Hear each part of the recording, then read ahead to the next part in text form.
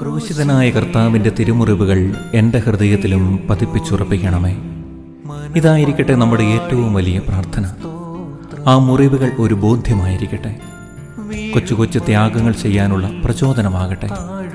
സ്വർഗത്തിലേക്കുള്ള വഴി ഞെരുക്കമുള്ളതാണെന്ന് നമ്മയും ഉദ്ബോധിപ്പിക്കാൻ അവൻ സ്വയം ഏറ്റെടുത്തതാണ് ആ മുറിവുകൾ. പീലാത്തോസിൻ്റെ ഭവനം മുതൽ ഗാഗുൽത്താ വരെയുള്ള യാത്ര നിനക്കായിരുന്നു എന്ന് ചിന്തിച്ചാൽ ഈ നോമ്പുകാലം കുറച്ചുകൂടി ഫലദായകമാകും. ക്രൂശിതനായ ഈശോ അനുഗ്രഹിക്കട്ടെ.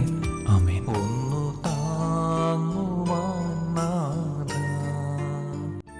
ഇല്ല വേറൊരാളെന്നെ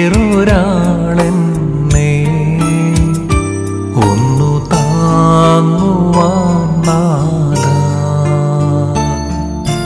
ക്രൂശിൻ നിഴലിൽ നീറും മുറിവിൽ മനം പാടി